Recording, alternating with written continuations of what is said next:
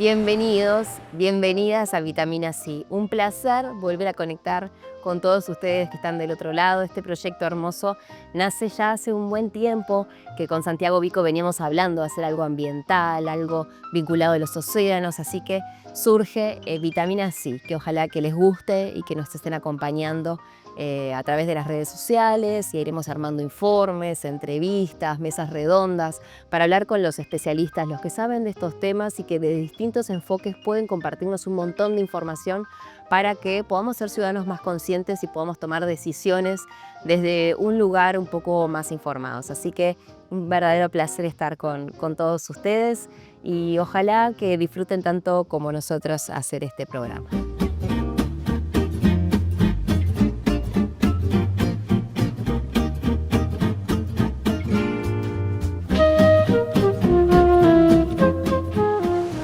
Hoy tenemos un informe especial, ya que en Uruguay se está considerando volver a buscar hidrocarburos en el mar, o también llamado prospección sísmica.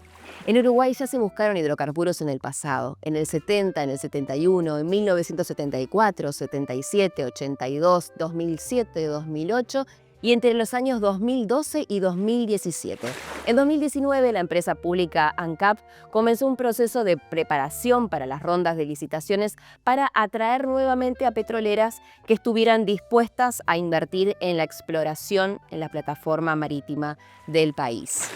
En 2022 y 2023 se otorgaron los diferentes bloques a Challenger Energy, APA, Shell e YPF. ¿Qué es la prospección sísmica? Bueno, es la búsqueda de gas y de petróleo a través de grandes barcos que con cañones de aire comprimido emiten unos sonidos que llegan al fondo del mar, y con la información que rebota se obtiene entonces data de si podría haber en esos lugares hidrocarburos.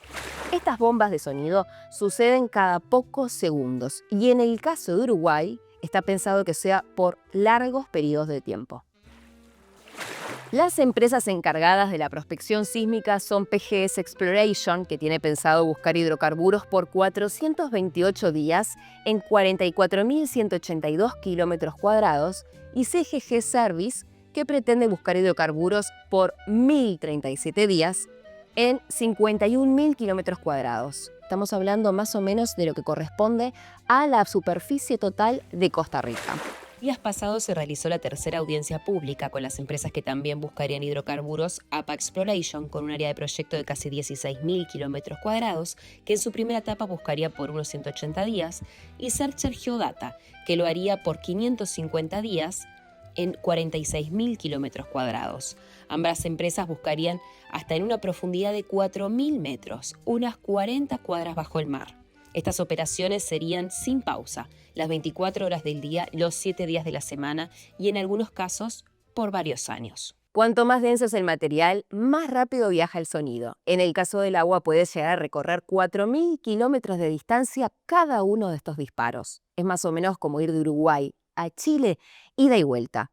Nos contactamos con Cristian De Haro, profesor de la Universidad de Buenos Aires, Argentina, especialista en impacto de hidrocarburos en ballenas, en delfines y en el ambiente marino en general. Y nos contó lo siguiente. Cómo se comporta el sonido es lo que te va a dar la información real de ese sonido, cuánto y cómo se va a disipar su potencia, porque pensemos que el sonido, cuando se genera en un punto, se expande de manera esférica hacia todos lados. En el caso de los arreglos de cañones de aire comprimido para la sísmica, están diseñados para que la mayor intensidad vaya hacia el fondo. En el caso de que se encuentren hidrocarburos, hay varios pasos para llegar a la extracción. Estamos hablando de una primera etapa, que es la exploración, pero después viene la perforación exploratoria, después viene la producción o extracción, viene el tratamiento, viene el transporte por oleoductos, poliductos, por barco, carga, descarga, refinerías, petroquímica. Es decir, la actividad es muy compleja, tiene muchas etapas y cada una de ellas puede generar impactos muy negativos. Esto referido a que al turismo en general de naturaleza, los potenciales derrames son devastadores.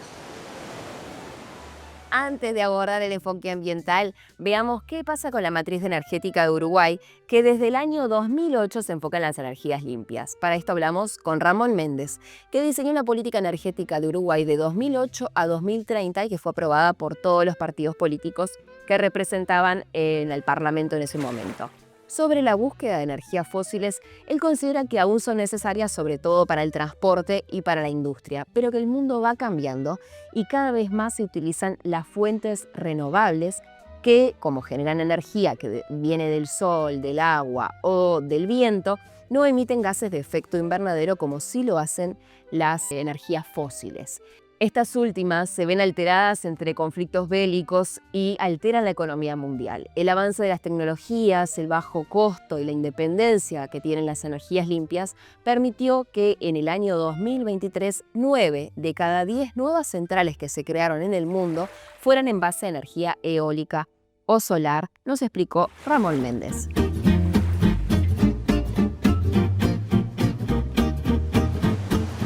Como pasó en Europa y en Estados Unidos hace 3 años con la guerra en Ucrania, en la cual los precios se dispararon y por lo tanto la economía se disparó, la inflación se disparó, y eso, cuando estamos con las energías renovables, dejamos de tener esa dependencia, ese riesgo, esa debilidad para nuestras economías. La nueva generación eléctrica es en base a fuentes renovables, pero además cada vez más vamos avanzando en la electrificación del transporte.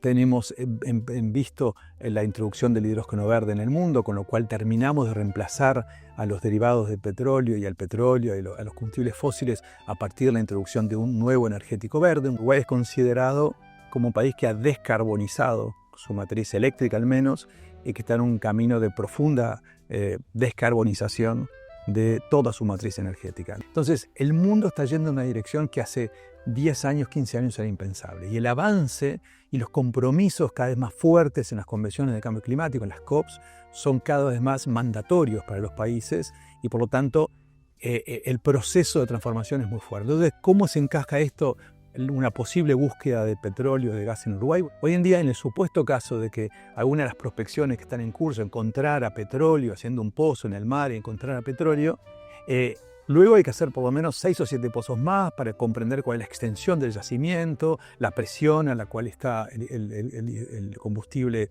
ahí adentro, y a su vez después conseguir entre 10 y 15 mil millones de dólares para hacer las inversiones, para diseñar cómo sería la planta del sistema de extracción. Todo eso lleva mínimo 10 años. O sea que si mañana encontráramos petróleo, el primer petróleo comercial que produciría Uruguay no vendría antes del 2035. Entonces, ¿cómo va a ser el mundo en 2035? Y muy diferente del que tenemos hoy. Si ya comparamos cómo éramos hace 10 años y cómo estamos hoy, y esperamos una transformación al menos igualmente rápida al 2035, podemos decir que la demanda de petróleo a nivel mundial va a ser muy diferente. Pero además con otro agregado, que es que en un mundo con menor demanda de petróleo, el petróleo más barato es el que va a ganar. Y jamás podríamos competir nosotros produciendo petróleo por encima de los $100 de costo de extracción por barril, porque estamos hablando de petróleo en aguas profundas, luego en el mar, con olas hasta 14, 15 metros de altura, o sea, en condiciones muy complejas. No es las condiciones del Mar del Norte o de otros lugares donde históricamente han habido extracciones de petróleo en el mar. Entonces, en esas condiciones no podemos competir con los costos de extracción que tendríamos con un petróleo como, por ejemplo, el saudí o otros países donde los costos de extracción no superan los $10 el barril. Entonces, en un mundo en el cual vamos a tener cada vez menos demanda de petróleo, va a ser muy difícil, o yo diría más bien imposible, competir con un petróleo tan caro como el que podríamos llegar a producir aquí. O sea, hoy en día imaginar que Uruguay puede llegar a tener un modelo de negocio para utilizar un petróleo uruguayo es bastante poco realista, me parece a mí. ¿Habría posibilidades de que encontraran gas? Sí, ¿Cuál sería la situación? habría posibilidad de encontrar gas. En ese caso habría alguna posibilidad mayor, pero también con otro tipo de dificultades diferentes. En particular, es un gas que se produce en el mar, por lo tanto no se puede hacer un gasoducto para llevarlo hasta un consumidor. Por lo tanto, hay que licuar el gas en el mar, en una plataforma. Ese gas, una vez licuado, hay que meterlo en barcos que habría que hacer a su vez una protección de algún tipo, como no hay ningún ejemplo en el mundo de tecnología disponible para hacer eso. O sea, sería realmente algo, en principio, totalmente novedoso e incierto, la posibilidad de poder utilizar ese gas si se llega a encontrar en aguas profundas en nuestro mar. El tema en este contexto es ¿para qué hacer más prospecciones sísmicas cuando ya tenemos bastante conocimiento de nuestro territorio y cuando no hay un modelo de negocio atrás? O sea, seguiríamos de alguna forma impactando sobre la naturaleza, impactando sobre los ecosistemas para un resultado que uno podría decir incierto, o más que incierto, donde uno no ve cuál sería el objetivo de hacer todo eso. Y ahí muchas veces se dice que, bueno, que los que hacen estas prospecciones, lo que hacen esta sísmica, en realidad son empresas extranjeras que lo hacen solamente a su costo y a su riesgo. Pero bueno, la pregunta es dónde va a estar para ellas el modelo de negocio, más que simplemente seguir mostrando a estas empresas petroleras de que siguen buscando petróleo y por lo tanto no ceden al discurso dominante de que vamos avanzando hacia la descarbonización. Esta misma posición es la que tiene la geóloga Leda Sánchez.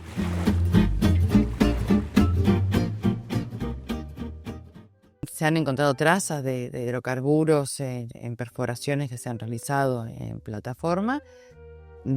Sí, yo considero que si hubiesen hidrocarburos ya estarían siendo explotados, y no por nosotros, sino que por alguna empresa norteamericana. Tendríamos la pata de alguien arriba. Puede generar una inestabilidad que genere un desbarrancamiento de sedimentos y que eso produzca un evento sísmico, y dependiendo de las condiciones del momento se puedan producir marejadas importantes, o sea, tipo el tsunami en las costas producto de ese desbarrancamiento. Aunque se busquen y se extraigan hidrocarburos en Argentina y en Brasil, esta nueva búsqueda corresponde a que se encontró petróleo en Namibia, en África, pero la geóloga explica que esto no supondría una relación directa con Uruguay. Se fueron abriendo, ¿no? América del Sur con África.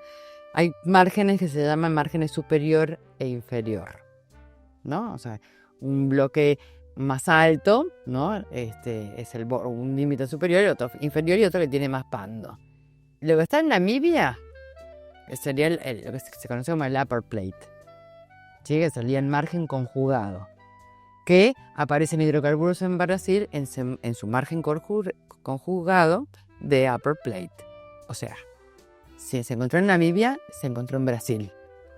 No significa que vayamos a encontrar acá. Yo hice mi tesis doctoral en tectónica en la Universidad de Buenos Aires con el doctor Víctor Ramos, y entiendo, después de estar 30 años, no sé, 30 o 25 años dando clases de geotectónica y estudiar la geodinámica del globo y de mi continente, ¿no?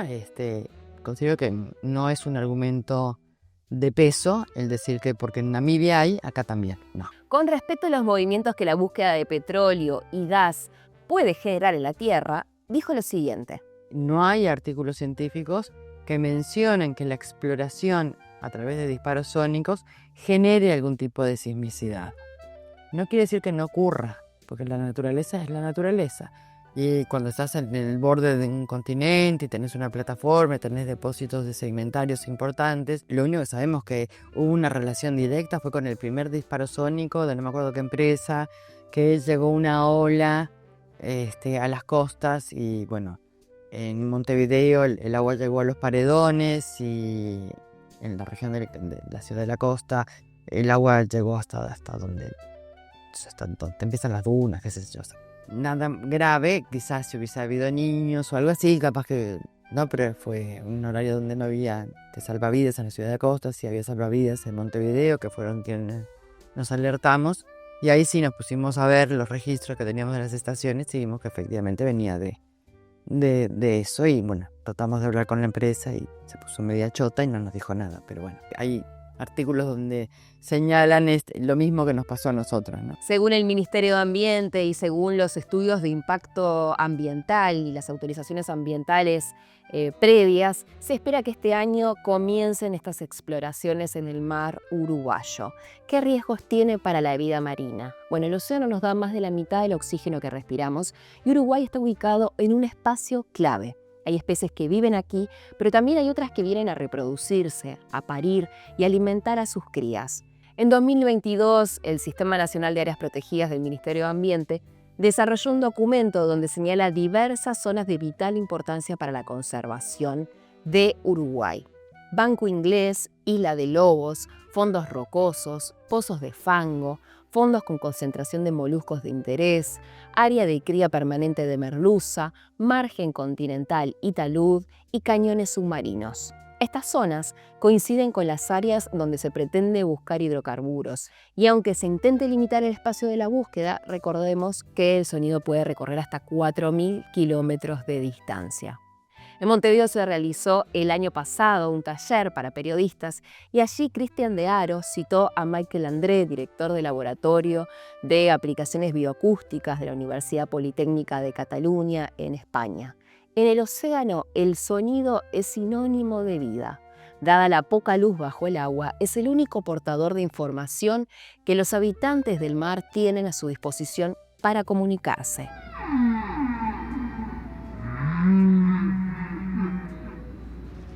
Bueno, desde los sonidos más pequeños y bajitos hasta los más fuertes dentro del rango normal, en un ecosistema que no esté alterado por el impacto humano, los sonidos son necesarios para la vida de todas las especies, ya que lo utilizan para comunicarse, para buscar pareja, reconocer a sus crías y cuidarlas, alimentarse, sociabilizar, entender el entorno, reconocer si puede haber algún peligro, orientarse y también para navegar. Entonces, ¿cómo las afecta? Según el informe del Foro del Mar Patagónico sobre los riesgos y los impactos de la prospección sísmica, del que Cristian fue parte, esto les cambia el comportamiento, no les permite comunicarse, les dificulta la percepción del entorno, les cambia el hábitat, provoca estrés, interfiere en sus funciones vitales, reduce la disponibilidad de encontrar presas y les puede causar incluso la muerte. Cristian sugiere que es importante hacer una gestión cuidadosa y responsable, con un enfoque que contemple el ecosistema de forma integral y que sea participativo, basado en la ciencia y bajo el principio precautorio, para asegurar la conservación de su biodiversidad y de los bienes y servicios que nos brinda. También habla de la evaluación de impacto ambiental, que tiene que ser organizada y con un cronograma claro. Según la web de ANCAP, todas las operaciones y exploraciones y eventual explotación de hidrocarburos están sujetas a la normativa ambiental vigente, que requiere autorizaciones ambientales previas y operativas específicas. Los términos y las condiciones de los llamados exigían la adopción de las mejores prácticas y tecnologías de la industria alineadas con el objetivo de desarrollar actividades sostenibles, siendo el Ministerio de Ambiente el único organismo competente en la materia. Pero, ¿qué tantas exigencias tendrán las empresas que busquen hidrocarburos en Uruguay y qué conocimientos previos hay? Hablamos con Andrés Milesi, biólogo, oceanógrafo y líder del proyecto Mar Azul Uruguayo, y él nos explica las implicancias que tienen las búsquedas de los hidrocarburos para la vida marina.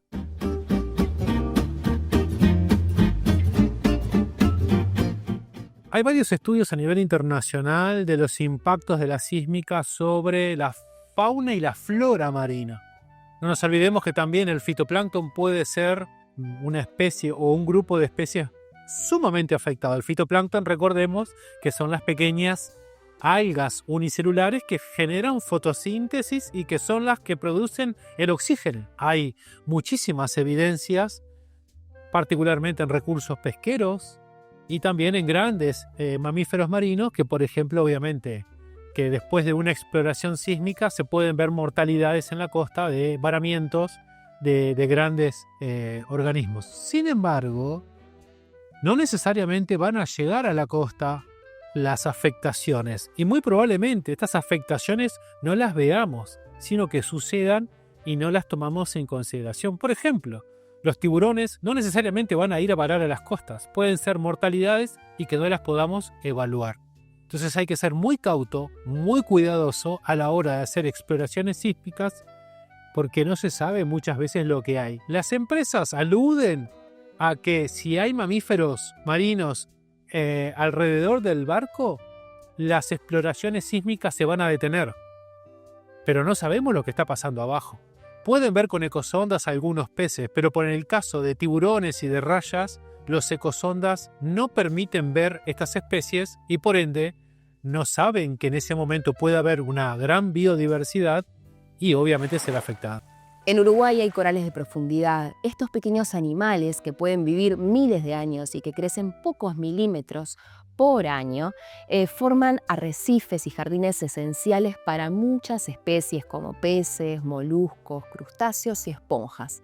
Los corales son el hogar de animales recién nacidos y también es una zona de alimentación, de reproducción y refugio de depredadores y ante corrientes fuertes.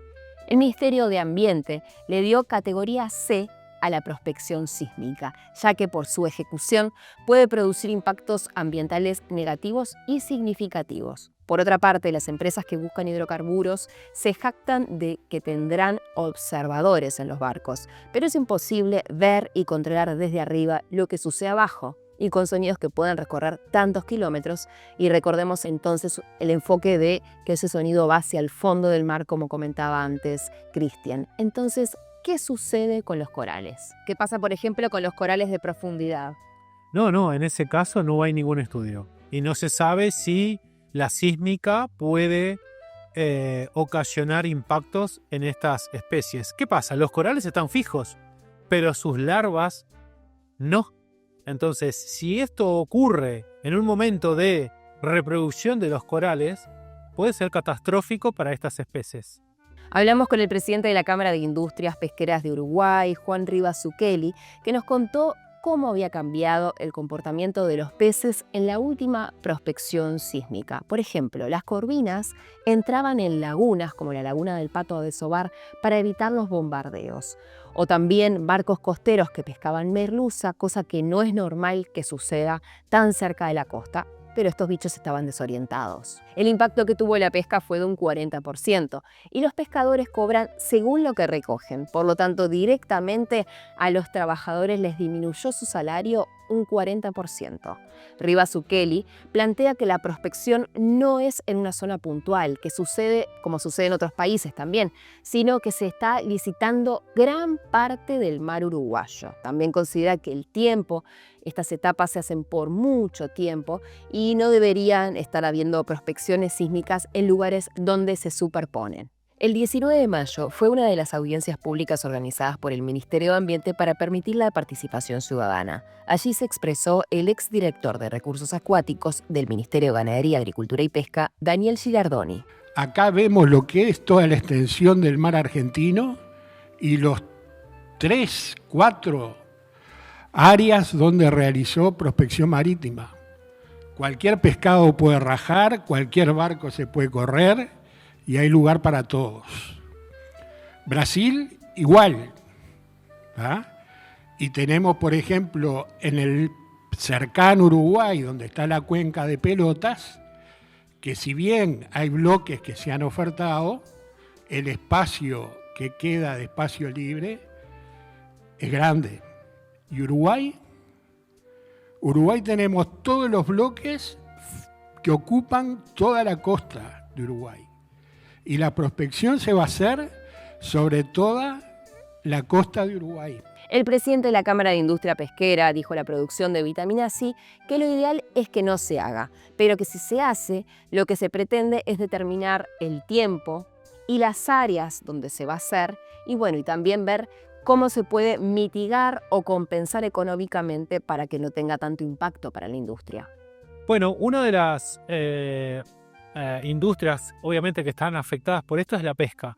Sin embargo, la pesca necesita el petróleo para hacer sus capturas. Entonces necesariamente también necesitan el petróleo como insumo para sus operaciones.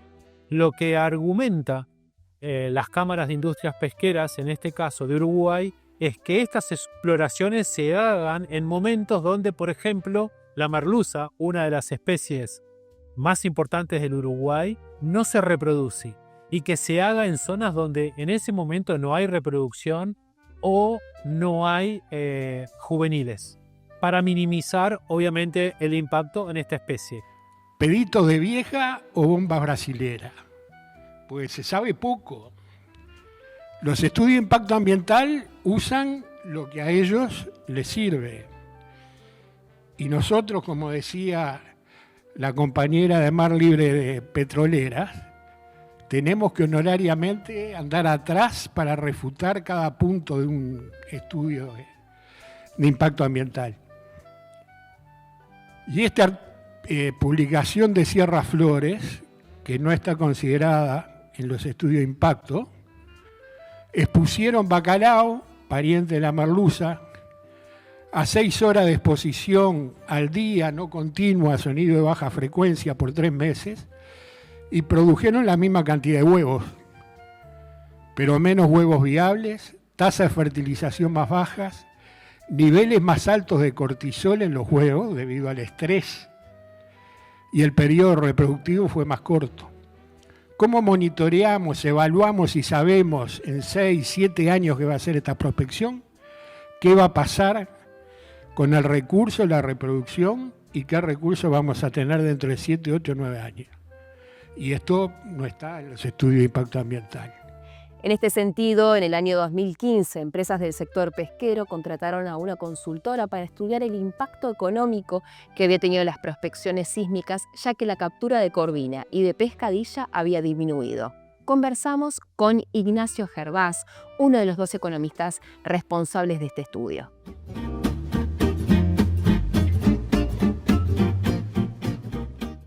Se redujo al 40% en promedio del tiempo previo a lo que fue la actividad concreta de la prospección y después. Pero obviamente hay otros efectos económicos que van más allá de lo que es la exportación. Por ejemplo, en el empleo, ¿no? El sector de pesca en general, más le sumo a las especies que analizamos, las demás especies, representan en torno al 1% de la actividad del Producto Bruto Interno, es una actividad bastante importante en todo el ciclo de producción, tanto lo que tiene que ver con lo que es la propia pesca, como lo que es la parte posterior, la parte en la cual se industrializa ese tipo de bien. O sea, el pescado se produce y después se vende, o se vende procesado, fileteado, o se vende entero, pero sí hay que procesarlo, industrializarlo, y la actividad representa en torno a un 1% del PIB. Y los datos que teníamos previamente a las actividades tienen que ver con un volumen de masa laboral del entorno de las casi 6.000 personas. Yo creo que ahí, efectivamente, esta reducción de lo que fue el volumen de pesca tuvo un impacto directo en lo que es la mano de obra, que se redujo sensiblemente y considerablemente. O sea, el año 2022, la cantidad de personas que trabajan en el sector es casi 3 veces menos, en torno a las 2.000 personas. Bueno, en su momento, después de la disminución, están en serie de dificultades. Algunas, vieron, por supuesto, naturalmente, redujeron su facturación y su nivel de exportación, por la materia prima no la podían captar. Algunos entraron en procesos complejos de cierre o de algunas plantas sí se fueron cerradas en este proceso. Y por supuesto que esto se ve reflejado también en los niveles de empleo anteriormente, ¿no? O sea, si uno lo ve con el diario del lunes, esto fue un costo puro, fue un costo para el país todo lo que fue la actividad de investigación, fue un costo para las empresas del sector pesquero, que también se ven afectadas por esta actividad. Esta primera etapa no tuvo los beneficios que se esperaba. Si tomamos en cuenta el impacto que hubo anteriormente y esa pérdida que tuvo Uruguay en el pasado, que se estimó aproximadamente en un 40%, y si tomamos en consideración que en el año 2023 las exportaciones de Uruguay rondaron los $100 millones, si esto va en torno al 40%, quiere decir que estaríamos ante una pérdida millonaria de lo que es la industria pesquera nacional. Según algunos especialistas, el protocolo de compensación económica que plantean las empresas de prospección establece que los pescadores podrán solicitar compensaciones económicas si se demuestra con evidencia respaldada pérdidas inevitables de sus capturas debido a la actividad sísmica. Este análisis requeriría un historial de capturas y esfuerzo pesquero de al menos 5 años, y las solicitudes, decían una de las empresas, deben presentarse dentro del mes posterior a la conclusión de la prospección, lo que es ilógico y, según dicen desde la industria pesquera, muestra la gran confusión existente en ANCAP y en las empresas concesionadas en cuanto a su responsabilidad. También se mostraron molestos con ANCAP, que les planteó que, se arreglaran directamente con estas empresas internacionales, comentó el presidente de la industria pesquera. Esto parece hecho para un país bananero o en una dictadura. Pero además es totalmente incongruente, me imagino yo, con las normas y leyes de nuestro país. Entonces, creemos que poner estas cosas en los estudios demuestra que o existe poca voluntad o poco criterio de que la sociedad vea esto de una manera seria. Lo que se está pidiendo es, primero, que se hagan estudios científicos de mediano plazo, al menos de un año, para que se conozca bien de base cómo está nuestro ecosistema marino, porque recordemos que hace más de 4 años nuestro único barco oceanográfico pesquero está parado en el puerto de Montevideo. Entonces necesitamos actualizar toda esta información para luego tener un estudio de base y decir cuándo, cómo y dónde se podría hacer estas exploraciones sísmicas. Pero el rol del Ministerio de Ambiente creo que es fundamental. Recordemos que el Ministerio de Ambiente está recientemente creado y las armas que pueda tener el Ministerio de Ambiente muchas veces en la parte marina particularmente son limitadas. Se tiene que aunar los esfuerzos entre el Ministerio, la Dirección Nacional de Recursos Acuáticos, la Armada, las cámaras de pesca, etcétera, inclusive la organización civil, para tratar de que si se hace esta exploración sísmica sea con los recaudos y los protocolos más férreos que existen a nivel internacional. Generalmente hablamos de estos temas cuando tenemos una actividad que se propone hacer a la vuelta de la esquina, es decir, dentro de poco tiempo. Y si esto se tomara como una política de Estado o de investigación o en conjunto con la industria o con lo que fuere, o aunque se decida no hacer la actividad petrolera por otros factores de contaminación sonora, tener estos conocimientos y esta información ya te da información de base para que si surge una potencial actividad, tener todo ese bagaje y poder decir, no, mira, en nuestras aguas el sonido se comporta de esta manera y quizás viaja a gran cantidad de distancia con una absorción o con una disminución de la intensidad de sonido que no es tan grande. Entonces ahí ya tenés información relevante para por ahí o rechazar o reorientar una actividad en el tiempo o en el espacio o limitarla, ¿sí? O restringirla. Entonces ese dato es fundamental tenerlo. En resumidas cuentas, ¿qué opinan los especialistas? El juicio que hay entre las cámaras de armadores pesqueros del Uruguay contra ANCAP todavía sigue abierto. Lo interesante de esta posición de las empresas es que van junto a la DINARA. La DINARA sale a respaldar a las cámaras de armadores pesqueros. Es decir, que el mismo Estado está compitiendo con el mismo Estado. La DINARA compite con ANCAP. Lo que tenemos que pensar nuevamente son políticas estatales, amén de los partidos políticos, gubernamentales, y que tomen una decisión. Si tuviera que hacer un análisis económico realmente profundo y desde el punto de vista de lo que es anteriormente la meteorología, el costo-beneficio que es usual en intervenciones públicas, todos estos factores se tienen que poner arriba de la mesa. Tanto como es el tema en otros sectores, como que es el caso del turismo, que también obviamente Uruguay tiene un nivel de ingreso muy importante producto de esta actividad y también tenía que ponerse en consideración cómo le puede pegar al sector del turismo tener una plataforma petrolera a determinada distancia, que puedan afectar las costas y demás, que es un activo natural que tenemos y que lo rentabilizamos, porque las costas después nosotros, el turismo, básicamente Uruguay viene en la temporada de verano porque tenemos un activo ahí que a la gente le gusta disfrutar. Si perdemos eso, obviamente también monetariamente nos vamos a ver afectados por eso, ¿no? ¿Qué sentido tiene seguir haciendo estas prospecciones sísmicas como se están haciendo como se estarían haciendo en este momento en Uruguay? Entonces sí tenemos condiciones como Estado uruguayo de decir, no, esta nueva no la queremos. Las que ya están firmadas las mantendremos, pero estas nuevas no las queremos. Entonces, bienvenidos sea estos estudios que están haciendo el Ministerio de Ambiente para poder de alguna forma plantear estas nuevas, no las precisamos, el impacto es importante, sin un beneficio real potencial para el país, entonces no hay ninguna razón para autorizarlas. Por razones diferentes, una por un caso de costo, otra por un caso de dificultades profundas, dificultades tecnológicas, es muy difícil que Uruguay pueda llegar algún día, si llega a encontrar gas y petróleo en el mar, poder llegar a utilizarlo o que tenga que reditúe comercialmente para el país. Pero insisto, siempre y cuando haya un modelo de negocio viable. Yo no lo veo ese modelo de negocio en el año 2035 y con los costos que tendríamos o las dificultades de comercialización que tendríamos. Si dejaran de buscar petróleo,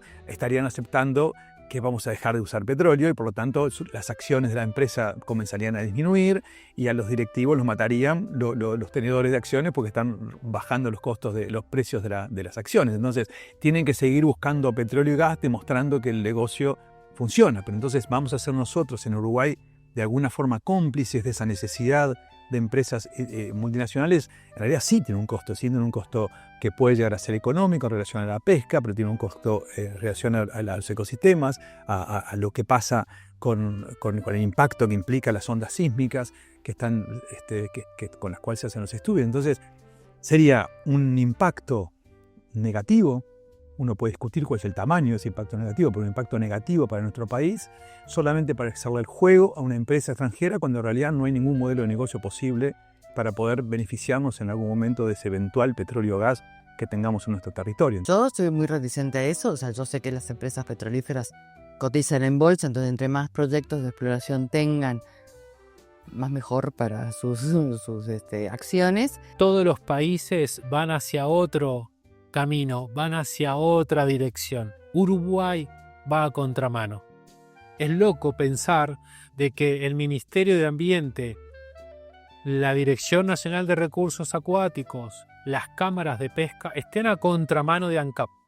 ANCAP ha venido con una política de energías limpias, de energías alternativas y está tosudamente yendo hacia un camino que los países a nivel internacional ya no quieren recorrer, que es la exploración y la explotación de hidrocarburos en offshore. ¿Tú crees que todavía hay posibilidades de frenar la búsqueda de hidrocarburos en el mar uruguayo? Nosotros creemos que sí, que estamos a tiempo aún de que Uruguay y que ANCAP, sobre todo, recapacite y frene este proceso de exploración, que al menos al principio se generen buenos estudios científicos en nuestra plataforma uruguaya, para luego, con toda esa información, se pueda optar por una decisión, que ojalá sea la negativa y ojalá sea ir hacia otras energías alternativas e ir hacia una no exploración y hacia una no explotación. Nosotros creemos que es mucho más rentable proteger nuestro mar que explotarlo como lo quieren hacer ANCAP. Habrá que ver cómo avanza y si Uruguay natural es una consigna que aún le cabe al país. Es un tema que hay que abordarlo con cautela y tener en consideración que hay especialistas con conflicto de intereses, ya que han prestado servicios para empresas de prospección sísmica en el pasado. Llegamos hasta aquí. Hay mucho más para abordar, pero deseábamos tener un primer acercamiento a este tema para poder opinar, actuar o tomar una postura entendiendo las implicancias de distintos abordajes. Siguen sucediendo reuniones, manifiestos y audiencias públicas, lo que hace que la información sea muy dinámica. Esto es lo que podemos compartirles hasta el momento que realizamos entonces este informe.